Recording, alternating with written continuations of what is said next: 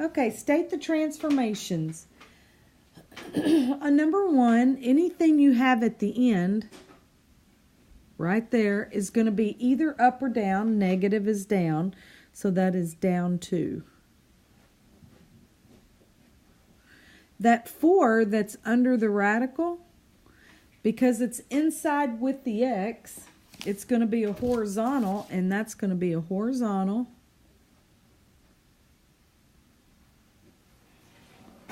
Shrink.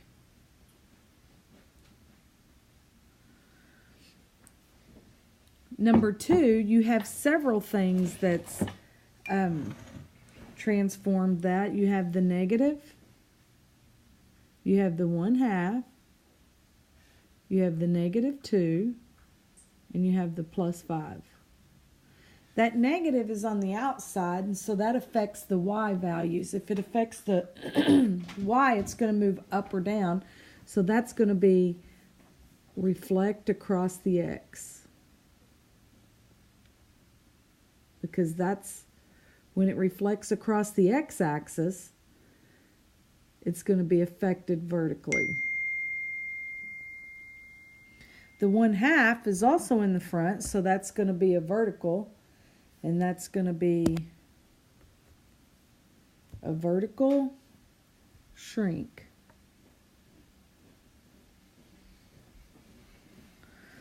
The -2 is under the radical, so it's inside the function with the x, and it's going to do opposite of what you feel like it should do. It feels like it should go left, so it's going to go right too. Any of the +5 at the end, -5, that's up or down, so plus goes up. That is up 5. On number 2, you only have 2 things that alter the function, and that's the 2 in the front and the negative under the radical.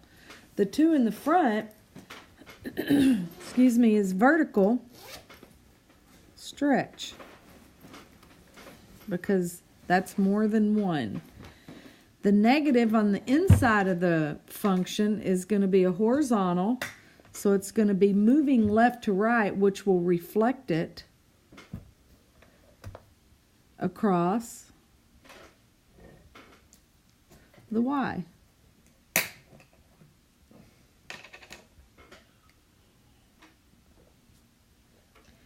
Number 4, you have the, I'm just going to rewrite this because it's a little bit confusing. This is the same thing as the third root of 1/4 x and then the +8 outside the radical. So that 8 is moving the function up 8. The 1/4 is under the radical inside it with x, and so that is going to be a horizontal stretch.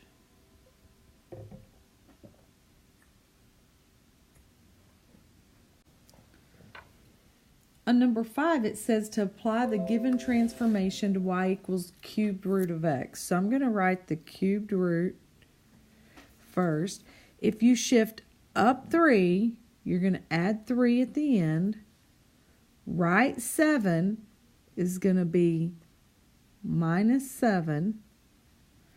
A reflection across the x, if it goes across the x, the negative is going to be in the front.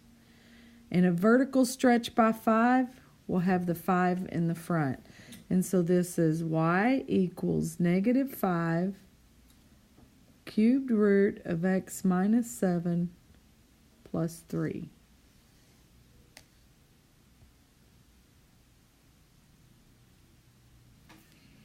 Number 6, it's a horizontal stretch by 6. So I'm going to write this. The x is going to be in here.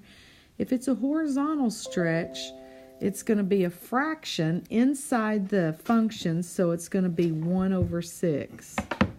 And then a reflection across the y, that will move it left to right, which is going to put the negative on the inside.